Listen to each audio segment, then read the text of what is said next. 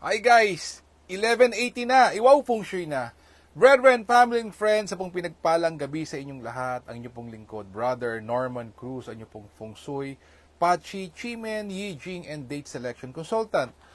So, kumusta po ang Monday and Tuesday ninyo? And of course, tomorrow, Wednesday, and we would make the most out of a Wednesday. Midweek na po yan eh. And of course, we make sure ano po bang information that we can use para naman po yung mga suitable, ma-maximize natin. At yung mga hindi suitable, kung talaga namang hindi ganun ka-importante, ay wag na po natin gawin. Eh kung hindi maiiwasan, use the daily Chimen, yung pong may backing from now until 10:59 p.m. just to make sure na kung ano po yung plano mo tomorrow ay magiging flying colors. Okay? So, tingnan natin. So, let's start with characterizing ano ba ang isang Wednesday tomorrow. Wednesday is May 22 and it's called the Fire Dog Enters the Initiate Officer Day. Wow, initiate. Tingnan natin. Ano ba ang pwedeng i-initiate tomorrow? Okay. It says here, suitable, seek blessings, making a donation, house cleaning, pursuing studies, and meeting friends are all suitable, A-okay tomorrow. Anong avoid? Traveling, legal matters, moving house, utility services, and fermentation not good for tomorrow. In terms of zodiac signs, Rat's not so good, Ox is average, Tiger and Rabbit is very good, Dragon is not so good, Snake is average, Horse is very good, Goat is average, Monkey and Rooster not so good, Dog very good, and Pig is average. Okay. So, tomorrow, BFF, sa hindi iniiwasang mga pangyayari, you will be traveling, you will be consulting a lawyer, you will be moving into a new house, may utility services ka, and magfe-ferment. So, what to do? Daily chimen mo yan.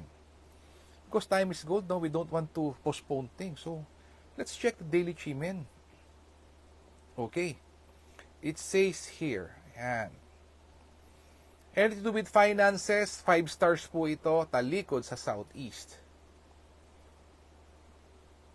If you want 10x being beautiful and handsome, with a mass effect, pang maramihang tao to believe in you, para po wide scale din po, ang rich po is overseas, talikod po, one more beautiful and handsome, 10x, talikod po sa west. The game changer with the 7 stars, with the green dragon, whole day and absolute support, whole day, talikod sa northwest. Wow, nice. If you want to create opportunities, talikod sa northeast. And for helpful people, making amends, heart-to-heart talk, improve your health, yan, talikod po naman po sa east.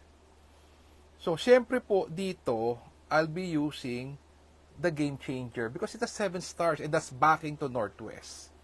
So, okay, gawan ulit natin ng ano po, ng script, no po. Alam niyo po, ako po yung nasa Star Cinema, napaka-importante po ng script eh. So, ano po natin, this is your guide, at least po, we make sure that we get what we want, no po. So, ngayon, we follow a script, but eventually, you do your own, you do your own assignment. Ayan. Let's check it out po. Okay, ito na. So, for universal purposes, we use universe. Universe, I let go of all that no longer benefits my journey and open myself to become the person needed to fulfill my aspirations.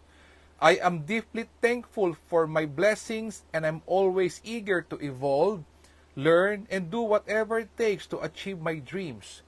I easily and effortlessly magnetize.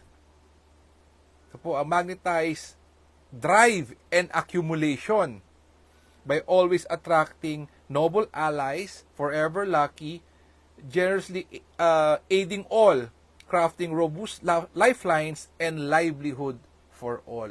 So, pwede po ito, brethren, family, and friends. Ano nyo pong maging manifestation? And then, dagdagan nyo lang po and be more precise.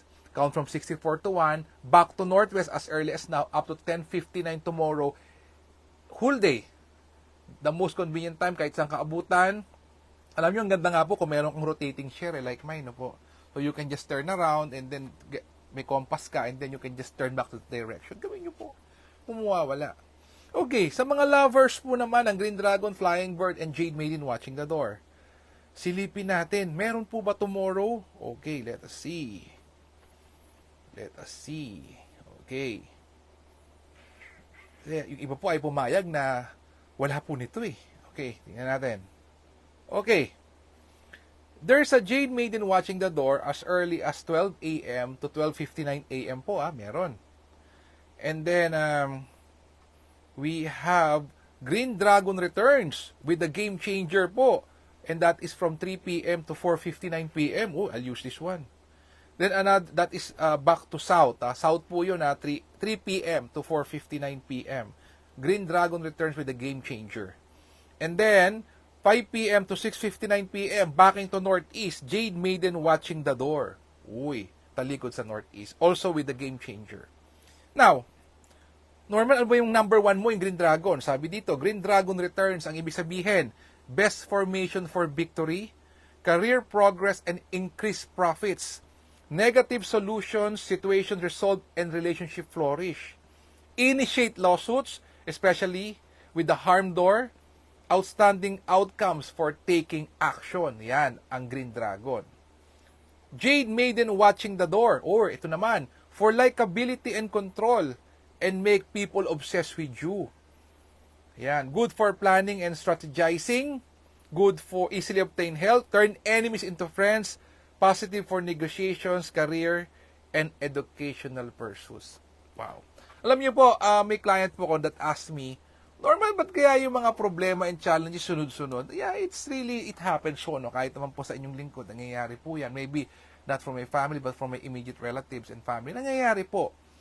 At kung nangyayari po ang sunod-sunod na challenges, ikaw po na nakikinig sa akin ngayon, let us also, join hands and believe that, okay, sunod-sunod ang challenges, sunod-sunod ang hindi magaganda, possible din po, with God's grace, na ang ating pong blessing ay sunod-sunod din.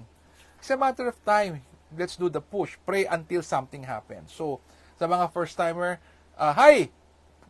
Kuyang Noble, Senior Warden, Kuyang Joseph, thanks for watching. So, importante po, talikod sa direksyon, you count from 64 to 1, and then, for the 5 points, what are those? You let go of bad experiences, bad people, bad situation in your life. You open up for new opportunities. You are maging thankful ka po sa lahat ng blessings that you have right now. 4, you ask for what you want. And 5, you help people po. Be a blessing to others. So, ganun po lagi. So, kapatid, kung ngayon may mga challenges ka sa buhay mo ngayon, sunod-sunod, darating po naman ang time na sunod-sunod din ang blessing na bibigay sa iyo from the one upstairs. Gawin natin to.